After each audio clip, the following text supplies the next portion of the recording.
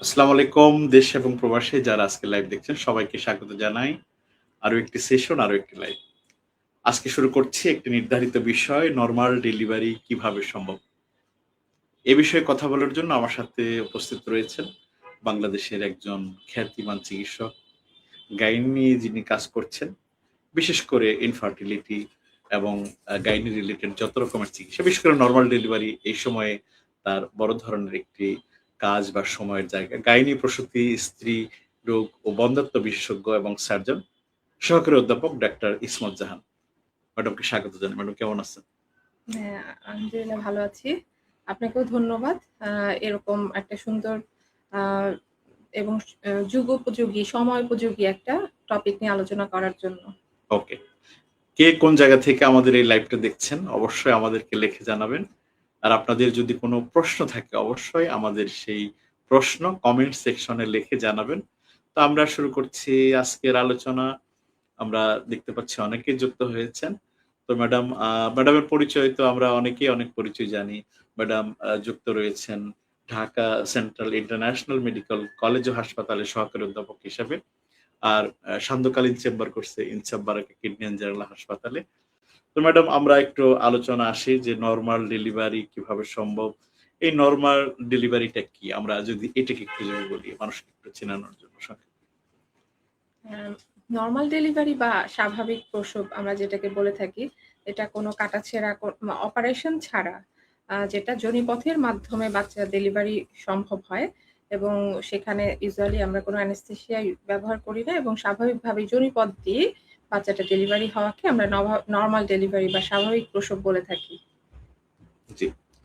এই নরমাল ডেলিভারির কোন লক্ষণ দেখে বোঝা যায় যে নরমাল ডেলিভারি আ সময় ঘনিয়ে এসেছে বা ডেলিভারির সময় ঘনিয়ে এসেছে? এটা নরমাল ডেলিভারি কি আলাদা কোনো লক্ষণ আছে কিনা? হ্যাঁ, এরকম? অবশ্যই লক্ষণ আছে। আ আমরা তো পুরা প্রেগন্যান্সি জার্নি-কে ৩ টা ট্রাইমেস্টার ভাগ করে থাকি। ১ম ৩ মাস, মাঝের ৩ মাস এবং লাস্টের 3 মাস। সাধারণত ফুল টার্ম প্রেগন্যান্সি আমরা যে ৪০ সপ্তাহকেই বলে থাকি। দেখা যায় যে এবং টার্ম বলে থাকি ৩৭ সপ্তাহ। ৩৭ সপ্তাহ থেকে ৪০ সপ্তাহের মধ্যে যেকোনো সময় কিন্তু দেখা যায় অনেকেরই লেবার পেইন হয়ে যেতে পারে বা ডেলিভারির লক্ষণ। এটা আমরা কিভাবে বুঝবো? আমরা রোগীকে আসলে বলি যে আপনার যদি দেখা যায় যে পেটে ব্যথা হয় এবং তার সাথে পেট শক্ত হয়ে যায়। এটাকে আমরা বলি ইউটেরাইন কন্ট্রাকশন, পেট শক্ত হয়ে যাওয়া। সাথে দেখা যায় যে লাস্টের দিকে অনেকেই মিউকাস প্লাগ বা আ রক্ত মিশ্রিত স্রাব যেতে পারে। আ এছাড়া অনেকের দেখা যায় যে পানি ভেঙে যেতে পারে। এ ধরনের লক্ষণগুলা যদি শুরু হয় তাহলে অবশ্যই তাকে হাসপাতালে যেতে হবে। কারণ এগুলোকে আমরা বলে থাকি যে নরমাল ডেলিভারির বা স্বাভাবিক ডেলিভারির লক্ষণ। যে পেটে ব্যথা শুরু হবে এবং দেখা যাবে ব্যথাটা কিন্তু কমবে না। ওষুধ খাচ্ছে কিন্তু কমবে না। যদি এটা ফলস লেবার পেইন হয় তাহলে কিন্তু মেডিসিন খেলে সেটা কমে যাবে এবং ব্যথাটা কন্টিনিউয়াস ইনটেনসিটি বাড়তে থাকবে। দেখা যায় পেটে ব্যথা শুরু হবে, এটা আস্তে কোমরের দিকে নামতে থাকবে। এ ধরনের যদি লক্ষণ শুরু হয় তাহলে বোঝা যাবে যে ডেলিভারির পেইন শুরু হয়েছে। আমরা ছোট কিছু প্রশ্ন দিয়ে আমাদের অনুষ্ঠানটাকে সাজিয়েছি। ম্যাডাম যদি ১ম বার যারা মা হচ্ছেন, তাদের পক্ষে হুম। নরমাল ডেলিভারি হওয়া কতটা সম্ভব? বা কতটা এটা সম্ভব হতে পারে? আসলে আমাদের নতুন যারা মা হচ্ছে তাদেরকেই কিন্তু আমাদের টার্গেট করে আমরা আগাচ্ছি। কারণ ১ম বাচ্চা বা নতুন মা তাদের ক্ষেত্রে নরমাল ডেলিভারির প্রস্তুতি আ পুরোপুরিভাবে নিয়ে তাদের ক্ষেত্রে আমাদেরকে আগাতে হবে নরমাল ডেলিভারির জন্য। কারণ একবার সিজার হয়ে গেলে সেক্ষেত্রে কিন্তু অনেকগুলা বাধা চলে আসে বা ইন্ডিকেশন চলে আসে পরবর্তীতে নরমাল ডেলিভারির জন্য। কিন্তু নতুন মাদেরকে যদি সঠিক উপায়ে শারীরিক এবং মানসিক প্রস্তুতি নিয়ে আগানো যায় তাহলে কিন্তু অবশ্যই আমরা নরমাল ডেলিভারির দিকে যেতে পারি। সাকসেস রেটটা কিন্তু অনেক বেশি। গর্ভাবস্থায় কি অভ্যাস নরমাল ডেলিভারি সহায়তা করে? কিছু আমরা জানি যে কিছু অভ্যাস হুম, মানুষকে সহায়তা করে নরমাল ডেলিভারির ক্ষেত্রে। হুম। তো এই অভ্যাসগুলো যদি আপনি আমাদের একটু বলেন। অভ্যাস মানে এটাকে বলা হয় আসলে কিছু প্রস্তুতি যেটা কিনা আ একদম একটা একটা কাপল যখন প্রেগন্যান্সির প্ল্যানিং করবে তখন থেকেই কিন্তু এটা শুরু হয়। এটাকে আমরা বলি যে প্রি প্রেগনেন্সি। যখন থেকে সে প্রেগনেন্সি নেওয়ার জন্য চেষ্টা করবে তার আগে থেকেই আমাদের কাছে কিন্তু পূর্ব প্রস্তুতির জন্য আসে। তারপরে যখন সে কনসিভ হলো, কারণ পূর্ব প্রস্তুতির জন্য আসলে তার যদি অন্যান্য কোনো জটিলতা থাকে সেগুলো কিন্তু আমরা আগে থেকেই আসলে বুঝতে পারি যে তার কোনো জটিলতা আছে কিনা, সেগুলো ট্রিটমেন্ট করে একটা সুস্থ অবস্থায় সে প্রেগনেন্সি নেওয়া, এটা কিন্তু খুব জরুরি। তারপরে কনসিভ হওয়ার পর থেকেই আমরা তাকে রেগুলার চেকআপে, অ্যান্টিনেটাল চেকআপে আসতে বলি। কোনো তার অসুবিধা থাকলে প্রথম থেকেই আমাদের আন্ডারে চেকআপে থাকে। এবং তাকে আমি নতুন করে যেটা শুরু করেছি, নরমাল ডেলিভারির পূর্ব প্রস্তুতিমূলক অ্যান্টিনেটাল ক্লাস। এই ক্লাসটা কিন্তু আমরা শুরু করেছি ইনসাফ বারাকা হসপিটালে। এবং এটা আমি প্রতি সপ্তাহেই কিন্তু এই ক্লাসটা নিয়ে যাচ্ছি গর্ভবতী মায়েদের জন্য। ওই সময় আমি কিন্তু গর্ভবতী মায়েদেরকে আসলে অ্যান্টিনেটাল ক্লাসে সবকিছুই দেখিয়ে থাকি যে পুরো প্রেগনেন্সিতে সে কিভাবে চলবে, কি তার খাবারটা তার জন্য উপকারী, এবং তার জন্য কি ব্যায়াম বা এক্সারসাইজ করলে সেটা নরমাল ডেলিভারির জন্য সহায়ক হবে আসলে। এই সবকিছু এবং শারীরিক এবং মানসিক প্রস্তুতি নিয়ে কিন্তু তাকে আগাতে হবে নরমাল ডেলিভারির জন্য। মানুষ মনে করে যে নরমাল ডেলিভারি মানেই ব্যথা, নরমাল ডেলিভারি মানেই পেইন। তো অনেকেই এই পেন মুক্ত হওয়ার জন্য আসলে নরমাল ডেলিভারি অনেকেই করতে চান। আসলে বিষয়টা কতটা সত্য বা আপনার দৃষ্টিতে? আসলে এটা তো নরমাল ডেলিভারি লেবার পেইন এমন একটা তীব্র ব্যথা যেখানে শরীরের 10টা হাড় ভাঙলে যে পরিমাণ ইন্টেন্সিটি হয় পেইনের, এই পরিমাণ তীব্র ব্যথা কিন্তু আসলে একটা মা লেবারের সময় ফিল করে। অবশ্যই নরমাল ডেলিভারিতে ব্যথা হয়, এটা অবশ্যই সত্য কথা। কিন্তু এই ব্যথা কমানোর জন্য অবশ্যই তাকে কিছু টেকনিক আছে। সেই টেকনিকগুলা কিন্তু আমরা এই যে অ্যান্টিনেটাল ক্লাস নিচ্ছি তখন থেকেই তাকে শিখিয়ে দেই। কি টেকনিক করলে তার ব্যথাটা কমানো সম্ভব। আমরা তাকে শ্বাস-প্রশ্বাস টেকনিক শিখিয়ে দেই, তাকে আমরা কিভাবে ব্রেথিং নিতে হবে সেটা শিখিয়ে দেই, তাকে কিভাবে ব্যাক ম্যাসাজ করতে হবে সেই জিনিসগুলো শিখিয়ে দেই। এগুলো হচ্ছে মেডিসিন ছাড়াই তার ব্যথা কমানোর কিছু টেকনিক আছে। সেগুলো আমরা পেশেন্টকে শিখিয়ে দিই। এবং সাথে আরো কিছু মেডিসিন আছে যেগুলো দিয়ে আসলে ব্যথা কমানো যায়। তাই আমি এটা বলব যে শুধুমাত্র ব্যথার জন্য, ব্যথার ভয়ে যে নরমাল ডেলিভারি না করে সিজারিয়ান সেকশনে চলে যাবে, এটা আসলেই একেবারেই ঠিক না। এজন্য দরকার অবশ্যই প্রস্তুতি বা কাউন্সেলিং। যেটা কিনা আমি আমার রোগীদের একেবারে ১ম থেকেই আসলে করে আসি এই ব্যাপারে। এই নরমাল ডেলিভারি নিয়ে মানুষের মধ্যে অনেক ধরনের মানে মিথ, বিভিন্ন ধরনের ভুল ধারণা, কুসংস্কার জড়িয়ে আছে, যেগুলো আপনিও জানেন। তো কোন বিষয়গুলো আপনার এই বর্তমান সময়ে নরমাল ডেলিভারি নিয়ে কি ধরনের প্রচলিত ধারণা বা ভ্রান্তিগুলো মানুষের মধ্যে আছে, যদি একটু তুলে ধরেন একজন চিকিৎসক হিসেবে? ভ্রান্তিগুলো মানে এটাই যে আসলে ব্যথা সহ্য করতে পারবো না দেখেই বলে যে অনেকে এসে যে আসলে আমি ব্যথা সহ্য করতে পারবো না, আমাকে এখনই সিজার করে দেন। কেন সিজারিয়ান সেকশনের হার বেড়ে যাওয়ার এটা অন্যতম কারণ যে রোগী বলে যে আসলে আমি ব্যথা সহ্য করতে পারবো না, আমি মানসিকভাবে প্রস্তুতি না, আমি লেবার পেইন নিতে পারবো না, আমাকে সিজার করিয়ে দেন। এটা একটা বড় মানে সিজারিয়ান সেকশনের করার পিছনে একটা বড় কারণ হিসেবে আমরা দেখি। এই কারণেই কিন্তু একটা রোগীকে ১ম থেকে প্রস্তুতিটা এইজন্যই দরকার। তার মানসিক এবং শারীরিক প্রস্তুতি ১ম থেকেই যদি থাকে এবং সে যদি আমাদের সাথে পুরা প্রেগন্যান্সি জার্নিটা নিয়ে থাকে তাহলে কিন্তু তার মানসিক অনেক ১ম থেকেই কিন্তু তার ভ্রান্ত ধারণাগুলো দূর হয় যে শুধু ব্যথা উঠলেই তাকে সিজার করতে পারা হবে। কিন্তু আসলে ব্যথা কমানোর অনেক টেকনিক আছে। সেই জিনিসগুলা করলে কিন্তু তার ব্যথাটা অনেক ক্ষেত্রেই উপশম হবে। হ্যাঁ? এবং আমরা কিন্তু নরমাল ডেলিভারির হারও বাড়াতে পারবো। এই টেকনিক গুলা করলে এবং ১ম থেকেই যে সে যদি আমাদের সাথে এই ব্যাপারে অ্যাটাচ থাকে বা কাউন্সেলিং নেয় আমাদের কাছ থেকে। ম্যাডাম, অনেকে বলে যে নরমাল ডেলিভারিটা বর্তমানে হার কমে যাচ্ছে, সিজার বেড়ে যাচ্ছে। এর জন্য বিভিন্ন হাসপাতালের মালিক বা যারা কর্মকর্তা রয়েছে তাদের বাণিজ্যটা, ব্যবসাটাই এখানে দায়ী। আপনি কি মনে করেন এটা?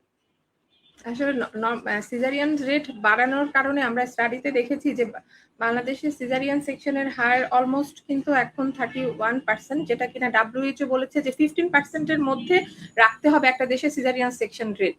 না হলে কিন্তু অনেকাংশে ম্যাটারনাল মরবিডিটি বেড়ে যাচ্ছে। এই যে সিজারিয়ান সেকশন রেট বাড়ার পিছনে অনেকগুলো ফ্যাক্টর কাজ করে। একটা যেমন হচ্ছে নাম্বার 1 পেশেন্ট ফ্যাক্টর, যেটা আমি বললাম একটু আগে, যে পেশেন্ট এসেই নিজে বলে যে সে ব্যথা সহ্য করতে পারবে না, আমাকে সিজার করিয়ে দেন। কোনোভাবেই তাকে আমরা কাউন্সেলিং করেও রাজি করাতে পারি না। নাম্বার 2 হচ্ছে হসপিটালের কিছু ফ্যাক্টর আছে, যেমন আমরা স্পেশালি দেখি যে ঢাকার বাইরে পেরিফেরিতে অনেক হসপিটালে এই ধরনের দেখা যায় যে বাণিজ্য হচ্ছে, এটা অবশ্যই আমাদের স্বীকার করতে হবে যে ঢাকার বাইরে অনেক বেশি সিজারিয়ান হচ্ছে, ঢাকার মধ্যেও হচ্ছে। এটা হসপিটালের ফ্যাক্টর আছে এবং কিছু পেশেন্ট ডক্টর ফ্যাক্টর আছে। ডক্টর ফ্যাক্টরও এই ৩ টা ফ্যাক্টরের উপর ডিপেন্ড করে আসলে সিজারিয়ান সেকশনের হার বেড়ে যাচ্ছে। তো আমাদের এই ৩ সেক্টরই আমাদের আসলে কাজ করতে হবে। এই হসপিটাল ফ্যাক্টর, ডক্টর ফ্যাক্টর এবং পেশেন্ট ফ্যাক্টর। ৩ দিকেই যদি আমরা কাউন্সেলিং করতে পারি, ৩ দিকে আমরা কমিয়ে আনতে পারি, তাহলে অবশ্যই আমাদের নরমাল ডেলিভারির হার বাড়ানো সম্ভব। ম্যাডাম, অনেক সময় শুনি যে ব্যথামুক্ত নরমাল ডেলিভারি। একটু আগে আপনি বললেন যে ডেলিভারি মানেই ব্যথা থাকবে, কিন্তু ব্যথামুক্ত তাহলে আবার কিভাবে সম্ভব? আসলে হ্যাঁ, এখন তো সায়েন্স অনেক এগিয়ে যাচ্ছে। আধুনিক যুগে অনেক ধরনের টেকনিক বের হয়েছে। শিওর। ব্যথা কমানোরও কিছু টেকনিক আছে, আবার ব্যথা মুক্ত টেকনিকও এখন আছে। আমরা এটাকে বলি ইপিডুরাল অ্যানালজেসিয়া বা ইপিডুরাল অ্যানাস্থেসিয়া। যে ক্ষেত্রে একটা ইপিডুরাল ক্যাথেটার দেওয়া হয়, আসলে এক্ষেত্রে যে নার্ভ ফাইবার গুলা পেইন সেনসেশন এর জন্য দায়ী থাকে, এগুলোকে ব্লক করে দেওয়া হয়। এবং এক্ষেত্রে এটাকে আমরা ইপিডুরাল অ্যানালজেসিয়া বলে থাকি। এবং এই ক্ষেত্রে পেশেন্টের পেইন ইনটেনসিটি অনুযায়ী দেখা যায় এই ডোজটা ড্রাগ অ্যাডজাস্ট করা হয়। এক্ষেত্রে দেখা যায় পেশেন্ট পেইন ফিল করে না এবং এবং এই অ্যানালজেসিয়া বা অ্যানেসথেসিয়া নিয়ে পেশেন্ট কিন্তু হাঁটতেও পারে। দেখা যায় একে ওয়াকিং অ্যানালজেসিয়া বলা হয়, যে এপিডুরাল অ্যানালজেসিয়া নিয়ে একটা রোগী ব্যথা মুক্ত থাকবে এবং পেশেন্ট হাঁটতেও পারবে। সেক্ষেত্রে কিন্তু তার লেবার প্রোগ্রেস আল্টিমেটলি হবে, কিন্তু সে ব্যথা পাবে না। আচ্ছা, তাহলে এটা আমরা বলতে পারি যে অনলাইনে থেকে একটা প্রশ্ন আমরা একটু নিতে চাই। ২-১ টা প্রশ্ন এসেছে। প্রথমেই হলো একটু প্রশংসা। আ শাহাবুদ্দিন মুন্সী, আ মহান আল্লাহ আপনাদের কাজে বারাকা দান করুক। প্রশংসা করেই কমেন্টসটা করেছেন।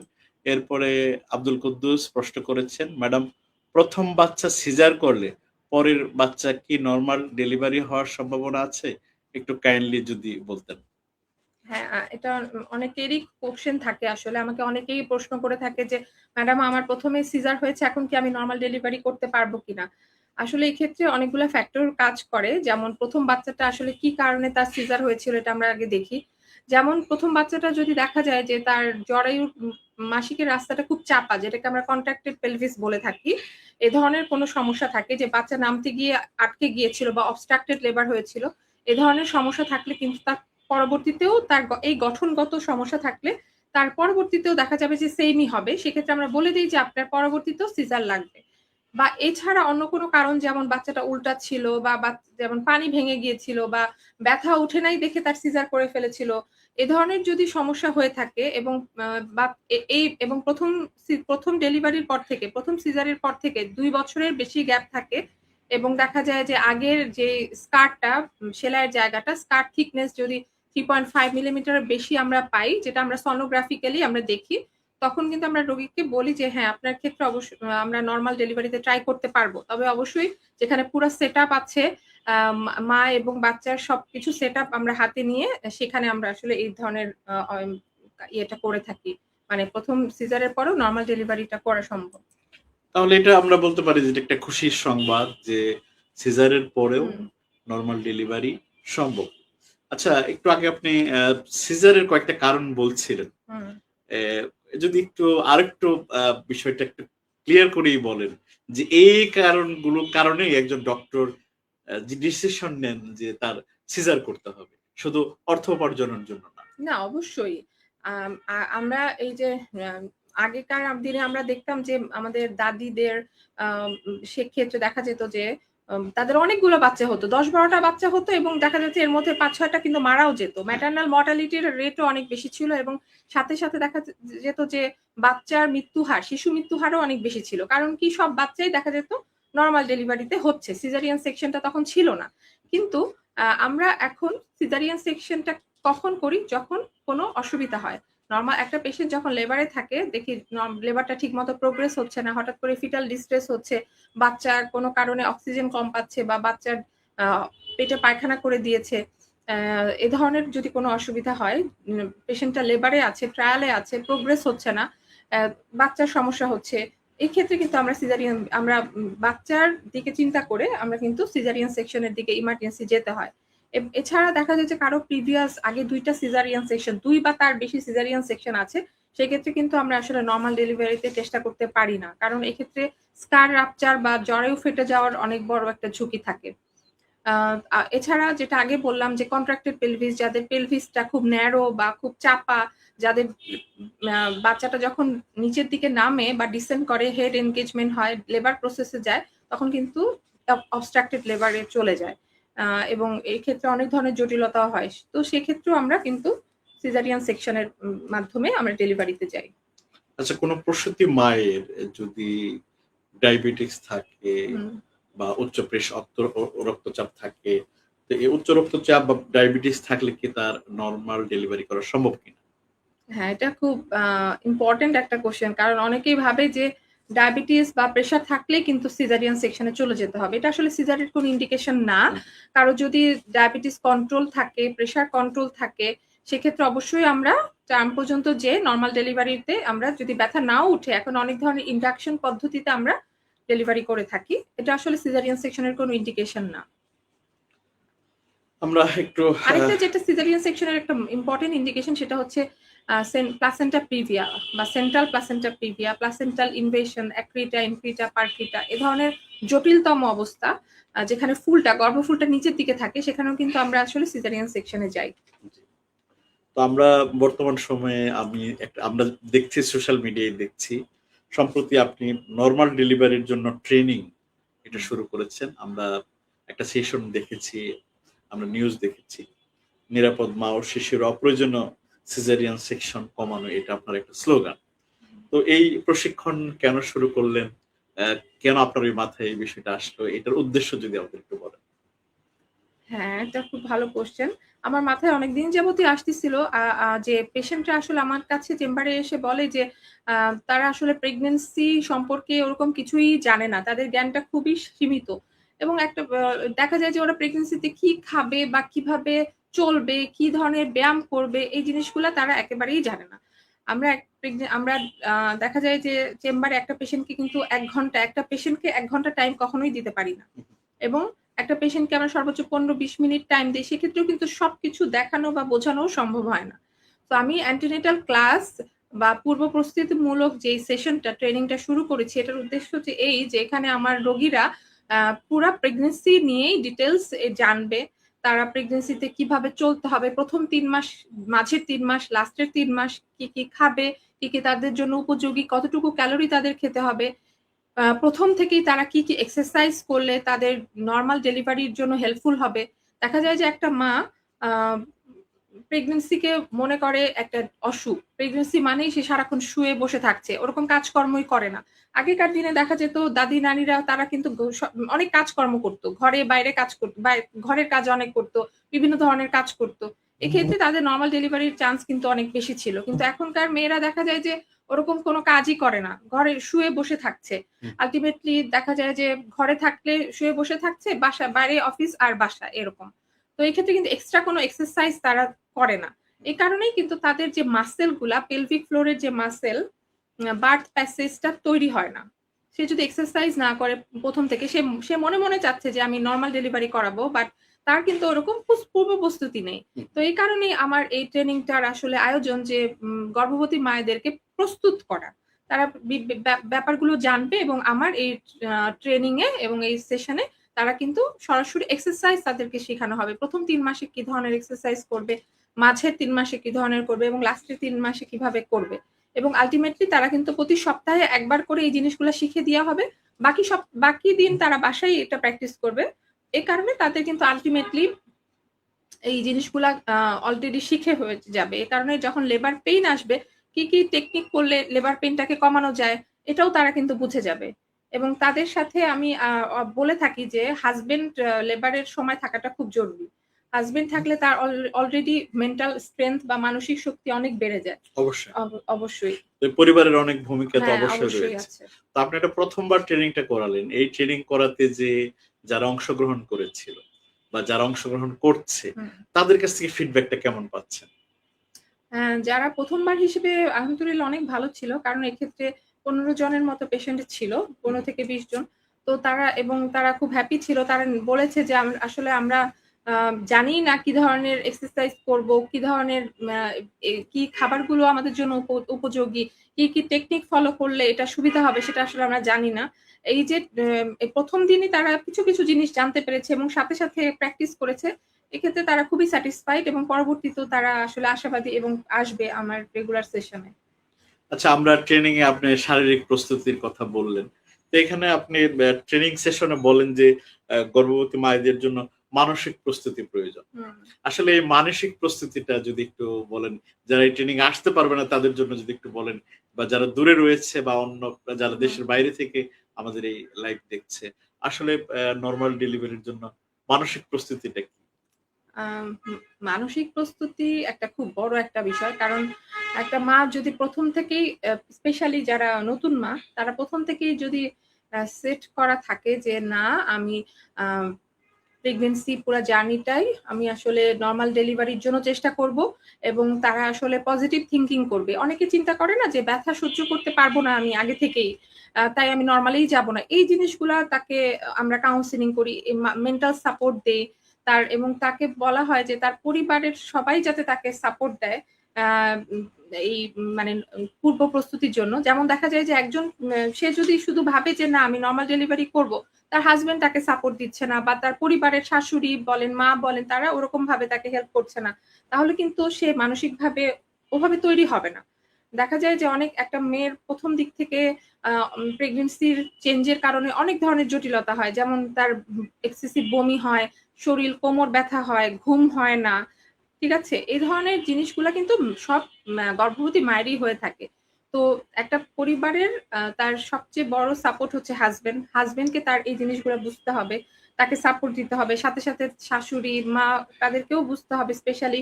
কারণ হচ্ছে তার এই যে মানসিক প্রস্তুতিটা এটা কিন্তু তার পরিবার থেকে আসবে। সে কিন্তু একা পারবে না। পরিবারের সবাই মিলে তাকে যখন পজিটিভ ভাইব দিবে, তাকে সাহায্য করবে তখন সে ভাববে যে না আমি তো অবশ্যই এই নরমাল ডেলিভারিতে যখন আমার পেইন উঠবে আমি কিন্তু সহ্য করে নিতে পারবো বা আরো মানে মেন্টাল স্ট্রেংথ টা সে রাখতে পারবে। এজন্যই আমি বলি যে মন থেকে বা মানসিক প্রস্তুতির জন্য তার ফ্যামিলি সাপোর্ট খুব দরকার এবং পজিটিভ থিংকিং দরকার। দেখা যায় যে পজিটিভ স্টাডিতে দেখা গেছে যারা এই যে মেন্টাল স্ট্রেংথ অনেক বেশি, তাদের ক্ষেত্রে স্ট্রেস হরমোন কম রিলিজ হয়। স্ট্রেস হরমোন কম রিলিজ হলে এই যে ডেলিভারির যে পেইনটা সেটাও কিন্তু অনেকখানি রিলিভ হয়। তো এই নরমাল ডেলিভারির যে ট্রেনিংটা আপনি শুরু করলেন, বা এতে আপনি কত পার্সেন্ট আশাবাদী যে নরমাল ডেলিভারি সম্ভব হবে, সিজার সেকশন কমে যাবে? কতটুকু আশাবাদী আপনি?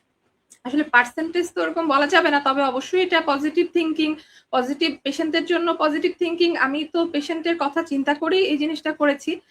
অবশ্যই আশাবাদী যে তাদের এট লিস্ট তারা বুঝবে যে কিভাবে প্রস্তুতি নিতে হবে। তারা পুরা প্রেগন্যান্সি, লেবারে কখন কি করতে হবে সেই জিনিসগুলা জেনে যাবে এবং তারা কিছু টেকনিক ফলো করবে। অলরেডি তারা কিন্তু নোন থাকবে। একটা মা যখন আগে থেকে কিছুই জানে না, তার যেরকম রেজাল্ট একটা মা যখন আগে থেকে সবকিছু জেনে সে লেবারে আসবে, তার কিন্তু অবশ্যই ডিফারেন্ট একটা পজিটিভ ভাইব আসবে। এক্ষেত্রে তো অবশ্যই ইনশাআল্লাহ আশাবাদী। ম্যাডাম, আমরা একদম শেষের দিকে ২ টা প্রশ্ন নিয়ে শেষ করব যে গর্ভবতী মায়েরা অনেকেই মনে করেন যে যখন আমার ডেলিভারি শুরু হবে বা কাছাকাছি আসবে তখন আমি ডাক্তারের কাছে যাব। আগে এত ওষুধ খাওয়ার কি প্রয়োজন আছে? আগে ডাক্তারের কাছে কি প্রয়োজন আছে, যাওয়ার প্রয়োজন আছে? এই বিষয়ে যদি ম্যাডাম একটু মানুষের জন্য সহজ করে যদি হ্যাঁ। একটু বলেন। এটা আসলেই অনেকেই মনে করে যে আসলে আমার ডাক্তারের নরমাল প্রেগন্যান্সি তো নরমালি। এটা আমি যে নরমালিই যাবো। এটা ডাক্তারের কাছে যাওয়ার প্রয়োজন কি? আসলে এইজন্যই অ্যান্টিনেটাল চেকআপ এত গুরুত্বপূর্ণ। কারণ একটা মা যখন রেগুলার চেকআপ এ আসে তখন কিন্তু তার সবকিছুই অলরেডি আমরা আগে থেকেই দেখি যে তার রক্তশূন্যতা আছে কিনা, তার শরীরে কোনো ইনফেকশন আছে কিনা, তার বাচ্চার গ্রোথ ঠিকমতো হচ্ছে কিনা সবকিছুই দেখা হয় এবং সে অনুযায়ী সে কিন্তু চিকিৎসা পায়। তো একটা মা যখন এই ধরনের অ্যান্টিনেটাল চেকআপ এ আসে, সে এই ধরনের ট্রিটমেন্ট পাচ্ছে, তার সবকিছু জানছে, তার দেখা যায় জটিলতার হার কম থাকে। প্রেগন্যান্সি এবং ডেলিভারির সময় যে কমপ্লিকেশন গুলা হয়, সেগুলার হার অনেকাংশে কমে যায়। আর একটা মা যদি কোনো চেকআপেই না থাকে, সে লেবার পেইন নিয়ে আসলো বা ডেলিভারির সময় নিয়ে আসলো, দেখা যাচ্ছে তার রক্তের পরিমাণ অনেক কম। সে সিভিয়ার অ্যানিমিয়া নিয়ে আমাদের কাছে আসলো বা অনেক ইনফেকশন ছিল যে কারণে তার সময়ের আগেই পানি ভেঙে গিয়েছে। এগুলো তো আগে থেকে আ চেকআপে না থাকলে বোঝা যাবে না। সো এজন্য অবশ্যই খুব জরুরি অ্যান্টিনেটাল চেকআপে আসার। ম্যাডাম, কত সপ্তাহ থেকে বা কত সময় কনসেপ্টের কত মানে পর থেকে গর্ভধারণের কোন সময় থেকে চেক আপে থাকা প্রয়োজন, আর কি চেক আপ গুলো করতে হয়? আসলে এই চেকআপটা যখনই একটা মা জানবে যে সে কনসিভ করেছে, আসলে সেটা তার হচ্ছে একেবারেই ১ম ৩ মাসের মধ্যে একটা বুকিং আমরা চেকআপ করতে বলি। কারণ ১ম ৩ মাসটা খুব ইম্পোর্টেন্ট। অনেকে ভাবে যে না আমি ১ম 3 মাসে কোনো চেকআপ করব না, পরে যেয়ে করব। বাট ১ম ৩ মাসটা খুব ইম্পোর্টেন্ট কারণ এই সময়ে কিন্তু একটা ভ্রূণ ঠিকমতো তৈরি হয়। যেকোনো মিসক্যারেজ ১ম ৩ মাসে হয়। এবং দেখা যায় যে কোনো ক্রোমোসোমাল অ্যানোমালি বা অ্যাবনরমাল বেবি কিন্তু এই ডিটেকশন কিন্তু এই ৩ মাসেই তৈরি হয়ে যায়। তো পরবর্তী যে বাচ্চাটা গ্রোথ বাড়ে অ্যাকচুয়ালি। তো ১ম ৩ মাসে আ আ অ্যাকচুয়ালি আমরা কিন্তু ৩ মাসের গর্ভাবস্থার আগে থেকেই আমরা বলি যে ফলিক অ্যাসিড তাকে খেতে। কারণ ফলিক অ্যাসিড যদি তার কম থাকে সেক্ষেত্রে কিন্তু অ্যাবনরমাল বেবি বা নিউরাল টিউব ডিফেক্ট, অ্যানেনকেফালি এই ধরনের অ্যাবনরমাল বাচ্চা হওয়ার সম্ভাবনা থাকে। তো এজন্য ১ম গর্ভাবস্থার ৩ মাস আগে থেকেই তাকে কিন্তু আমরা ফলিক অ্যাসিড দিয়ে থাকি। এবং ১ম ৩ মাসে আসলে আমরা তার সব ধরনের চেকআপ করে থাকি। কিছু রুটিন চেকআপ, আল্ট্রাসোনোগ্রাম করে আমরা আসলে ডেটটা কবে তার অ্যাকুরেট ডেলিভারি ডেটটাও আমরা ওই ১ম ৩ মাস হিসাব করে থাকি। পরবর্তীতে তাকে আমরা ৫ মাসে আসতে বলি। ওই সময় আমরা অ্যানোমালি স্ক্যান করে থাকি। বাচ্চার কোনো অসুবিধা আছে কিনা সেটা দেখি। তার পরবর্তীতে অ্যাকচুয়ালি আমরা দেখা যায় ২৮ সপ্তাহ বা ৩২ সপ্তাহ, ৩৬ সপ্তাহ এই সময় আবার গ্রোথ স্ক্যান করি। বাচ্চার গ্রোথ ঠিকমতো বাড়ছে কিনা বা পানি ঠিক আছে কিনা, অন্য কোনো জটিলতা আছে কিনা এবং এছাড়া রুটিন কিছু চেক করি। কোনো ইনফেকশন আছে কিনা, তার রক্তর পরিমাণ ঠিক আছে কিনা এ ধরনের চেকআপ করি।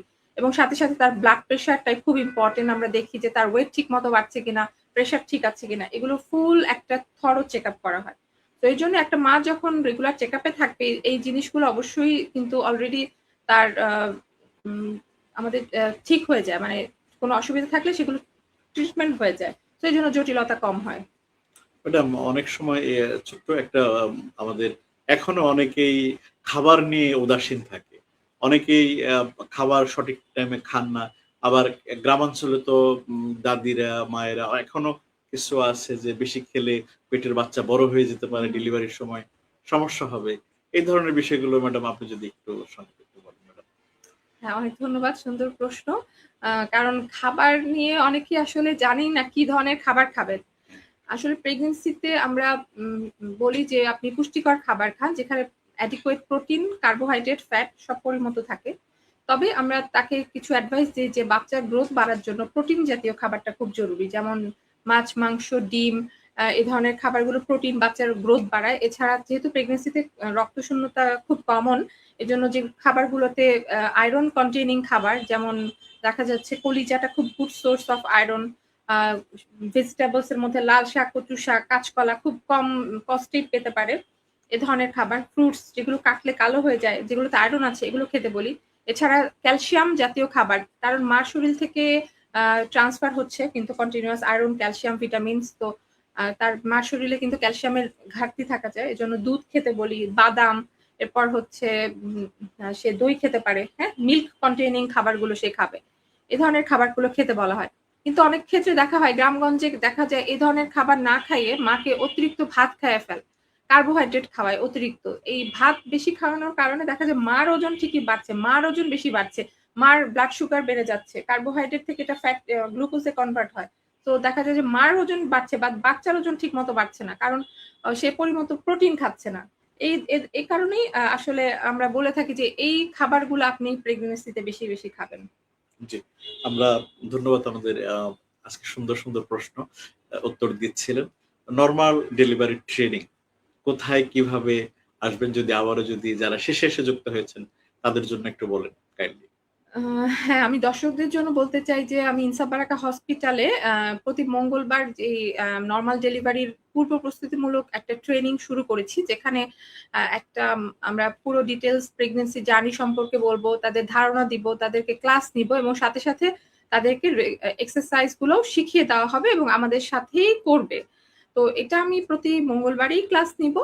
আ আমার পেশেন্টদের যারা আ আ আমাকে এই ট্রেনিং এ অংশগ্রহণ করতে চায় তারা রেজিস্ট্রেশন করবে এবং আমরা ওইভাবে কলে তাদেরকে আগে থেকেই জানিয়ে দিব যে এই প্রতি মঙ্গলবারই হবে। বাট টাইমটা আমরা পরে জানিয়ে দিব। এটা ১ থেকে ২ ঘন্টার মতো একটা সেশন হয় হবে। আমরা শুরু করেছি ইনশাআল্লাহ পরবর্তীতে কন্টিনিউ হবে। রেজিস্ট্রেশন প্রক্রিয়াটা কি? রেজিস্ট্রেশন হচ্ছে একটা লিঙ্ক থাকবে সেখানে করতে পারে।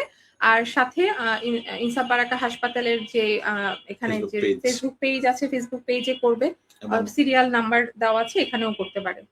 আর এছাড়াও ডক্টর ইসমত জাহান নামে একটা পেজ হ্যাঁ, রয়েছে। আমার পেজেও রেজিস্ট্রেশন করতে পারবে। জি। তো প্রশ্ন আরেকটা এসেছিল যে ডক্টর ইসমত জাহান ম্যাডামের যদি আমরা চিকিৎসা পেতে চাই, কোথায় কিভাবে আমরা পাবো, কিভাবে ম্যাডামের চিকিৎসা নিতে পারি? একটা অফলাইন একটা প্রশ্ন ছিল। আচ্ছা, আমি সহকারী অধ্যাপক হিসেবে কর্মরত আছি Dhaka Central International Medical college হাসপাতাল। এখানে আমি সকাল ৮টা থেকে ২টা পর্যন্ত থাকছি এবং আ আমি সন্ধ্যার দিকে চেম্বার করছি প্রতিদিনই ইনসাফ বারাকা হাসপাতালে, ইনক্লুডিং ফ্রাইডে। ফ্রাইডেতেও আমি এখানে চেম্বার করছি। এছাড়া শনি, সোম, বুধ আমি সন্ধ্যার দিকে আ নাগরিক স্পেশালাইজড হসপিটাল আফতাবনগর এখানে চেম্বার করছি। তো যারা আমাকে দেখাতে চাচ্ছেন তারা আমার ফেসবুক পেজ আছে, এখানে ডিটেইলস লেখা আছে। এখানে যোগাযোগ করে আ করবেন। জি। ম্যাডাম আপনার একটা কথা আমি ইনফার্টিলিটি নিয়ে আপনি কাজ করছেন। আপনি একজন বন্ধ্যাত্ব বিশেষজ্ঞ। বর্তমানে তরুণদের মধ্যে যারা বন্ধ্যাত্ব ইনফার্টিলিটি নিয়ে কাজ করছেন, অনেকেই আপনার চিকিৎসার মাধ্যমে সফল হয়েছেন। তারা মাতৃত্বের স্বাদ গ্রহণ করেছেন, পিতৃত্বের স্বাদ গ্রহণ করেছেন। তো এই ইনফার্টিলিটি থেকে মানে বন্ধ্যাত্ব থেকে রক্ষার জন্য যদি আপনি ২ থেকে ৩ টা পরামর্শ যদি একটু শেষের দিকে একটু দেন প্লিজ। হ্যাঁ, অনেক সুন্দর কোয়েশ্চেন, কারণ ডেলিভারি হওয়ার আগে তো অবশ্যই তাকে কনসিভ করতে হবে ঠিকমতো। হ্যাঁ, তো এখন ইদানিং বন্ধ্যাত্বের হার বা ইনফার্টিলিটির হার অনেক বেড়ে যাচ্ছে। এর অনেকগুলো কারণ আছে। এর মধ্যে একটা সবচেয়ে বড় কারণ হচ্ছে লাইফস্টাইল চেঞ্জ বা আ অনিয়ন্ত্রিত জীবনযাত্রা।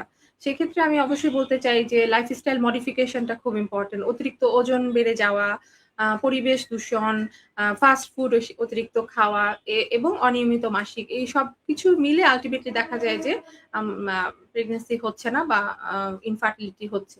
তো এজন্য আমি বলতে চাই যে অবশ্যই লাইফস্টাইল মডিফিকেশন করতে হবে, এক্সারসাইজ প্রেগন্যান্সি এক্সারসাইজ করতে হবে। আ সঠিক ডায়েট, ড্রাগস এবং এক্সারসাইজ, এই ৩ টার মাধ্যমে আসলে আমাদের উম উম অনেকে বিয়ের পরে ম্যাডাম কথাটা একটু শেষ করেও আবার একটু প্রশ্ন আসলো। অনেকে বিয়ের পরে ভাবে যে আগে ঘরটা গুছিয়ে নেই, আগে ক্যারিয়ারটা গুছিয়ে নেই। এভাবে করতে, করতে ৫-৬ বছর ১০ বছর চলে যায়। বা আরো অনেকের এ ধরনের কারণে স্বাস্থ্য হয়ে যায়। এই ধরনের কি ক্ষতি হতে পারে এই ইনফার্টিলিটির জন্য, এগুলো কি দায়ী হতে পারে হ্যাঁ, কিনা এটা ম্যাডাম? অবশ্যই তাই। কারণ বয়স একটা বড় ফ্যাক্টর। দেখা যায় যে এখন ক্যারিয়ার গড়ার কারণে দেখা যায় অনেক মেয়ে ভাবছে যে সে পরে লেট ম্যারেজ করছে। অলরেডি লেট ম্যারেজ করছে এবং প্রেগন্যান্সিও পরের দিকে নিতে যাচ্ছে। এ কারণে দেখা যায় যে মেয়েদের কিন্তু ডিম্বাণুর পরিমাণ আসলে ৩০ এর পর থেকে কমতে থাকে এবং ৩৫ এর পরে আরো কমে যায়। তো এজন্য অবশ্যই আমি বলব যে আ ৩০ এর মধ্যেই প্রেগন্যান্সি নেওয়ার জন্য। আর যারা লেট ম্যারেজ করেছে তাদের ক্ষেত্রে অবশ্যই ক্যারিয়ার সাইমালটেনিয়াস একসাথে চলবে। প্রেগন্যান্সি যদি রেখে দেওয়া হয় যে পরের জন্য, তার অলরেডি যদি এগ রিজার্ভ কমে যায়, তখন কিন্তু আল্টিমেটলি গুড কোয়ালিটির এগ থাকবে না। এক্ষেত্রে অবশ্যই তাকে ২ টা একসাথে করতে হবে। একটার জন্য আরেকটা কখনোই বসে থাকবে না। তো মেয়েদেরকে এই কথাটা অবশ্যই খেয়াল রাখতে হবে যে আমরা বলি যে অবশ্যই আপনি ১ম বাচ্চাটা ৩০ এর আগেই নিয়ে নেন। আ কারণ যত বয়স বাড়তে থাকবে সেক্ষেত্রে কিন্তু ডিম্বাণুর পরিমাণ যেমন কমতে থাকে, অনেক ক্ষেত্রে দেখা যায় ক্রোমোজোমাল অ্যাবনরমাল বেবির সংখ্যাও বেড়ে যাচ্ছে। বিবাহের কত বছরের মধ্যে সন্তানের জন্য চেষ্টা করা বা নেওয়া উচিত বলে আপনি মনে করেন? আসলে এটা ডিপেন্ড করে উম আ পারসন টু পারসন। যেটা বললাম আসলে, যেমন ধরেন এক এক একজন কাপল বিয়ে করেছে ওর ২০ বছর। সে ওয়েট করতে পারবে। বাট একজন সে বিয়ে করেছে ৩০ বছরে, তাকে কিন্তু আমরা আর্লি বাচ্চা নিয়ে নিতে বলব।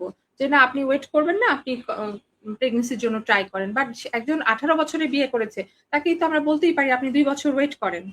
তারপরে প্রেগন্যান্সির জন্য ট্রাই করেন। সো এটা ডিপেন্ড করবে। জি, আমরা অনেক, অনেক ধন্যবাদ। ইনসাফ বারেকা হাসপাতাল স্বাস্থ্য কথা এই অনুষ্ঠানে আপনি এর আগেও এসেছেন। আমরা আজকের ৭৩ তম পর্বে আপনি আমাদের সাথে যুক্ত হয়েছেন। তো এই ধরনের অনুষ্ঠানগুলো মানুষকে স্বাস্থ্য সচেতন করতে কতটা ভূমিকা রাখছে এই প্রশ্ন আমি সবাইকেই করি। আমার এই অনুষ্ঠানের জন্য কোনো পরামর্শ রয়েছে কিনা আপনার মূল্যায়ন শুনতে চাই। হ্যাঁ, আপনি যে এই স্বাস্থ্য কথা অনুষ্ঠানটা করছেন এটা খুব ভালো একটা উদ্যোগ। কারণ এই প্রোগ্রামের মাধ্যমে অনেকেই অনেক সমস্যা, অনেক বিষয় নিয়ে তারা কিন্তু অবগত হচ্ছে এবং সচেতন হচ্ছে। এজন্য আপনাকে অনেক ধন্যবাদ যে এই ধরনের প্রোগ্রামগুলো আপনি কন্টিনিউ করবেন এবং পরবর্তীতেও অন্যান্য বিষয় নিয়ে চলে আসবে স্বাস্থ্য কথার অন্যান্য পর্ব। আর যেটা বলতে চাই যে আজকের টপিকটা তো খুবই ইম্পোর্টেন্ট। কারণ নরমাল ডেলিভারিটা একটা বার্নিং ইস্যু। আমরা এখন যে জায়গায় আছি সেখানে দেখা যায় সিজারিয়ানের হারটা আমরা কমাতে চাচ্ছি। এক্ষেত্রে এই যে অ্যাওয়ারনেস বা আসলে মিডিয়া অ্যাওয়ারনেস এবং আমরা পেশেন্টদেরকে এই যে পূর্ব প্রস্তুতিমূলক অ্যান্টিনেটাল ক্লাস এগুলোর মাধ্যমে কিন্তু আসলে তাদেরকে সচেতন করে নরমাল ডেলিভারির দিকে এগিয়ে নিতে পারি। আর ভুল ধারণাগুলাও তাদের ক্ষেত্রে দূর করা সম্ভব। জি, ধন্যবাদ। অনেকেই আনোয়ার হোসাইন, তারপরে রবিনা, ইয়াসমিন আরো অনেকে আমাদেরকে ধন্যবাদ জানিয়েছে অনুষ্ঠান করার জন্য। অনেকের নাম পড়তে পারলাম না। আমি সবার কাছ থেকে বিদায় নিচ্ছি। সবাই ভালো থাকবেন। নরমাল ডেলিভারি সম্ভব। একটু চেষ্টা, একটু সচেতনতা, সিজারিয়ান সেকশন কমে যাক। আর ম্যাডাম আমাদের চিকিৎসায় বাংলাদেশের যে উদ্যোগ গ্রহণ করেছেন সফল হোক। আমরা ম্যাডামের ক্লাসে আসবো এবং প্রতি মঙ্গলবার যেটা ৫টা থেকে ৭টা হ্যাঁ। ইনসাফ বারাকা হাসপাতালে শুরু হয়েছে। অবশ্যই ইনসাফ বারাকা হাসপাতালের পেজে এবং ডক্টর ইসমত জাহান ফেসবুক পেজে আপনারা রেজিস্ট্রেশন করতে পারেন। ইনসাফ বারাকা হাসপাতালের হটলাইন 09613 445544। খুবই সংক্ষিপ্ত ছোট্ট একটি নাম্বার। আপনারা রেজিস্ট্রেশন করে পরবর্তী আপনারা ট্রেনিং আসতে পারেন। আজকে অনুষ্ঠান এখানে শেষ করছি। সবাই ভালো থাকবেন। আল্লাহ হাফেজ। ম্যাডাম আপনাকেও অনেক ধন্যবাদ। হ্যাঁ, আপনাকেও অনেক ধন্যবাদ। Thank you. Thank you.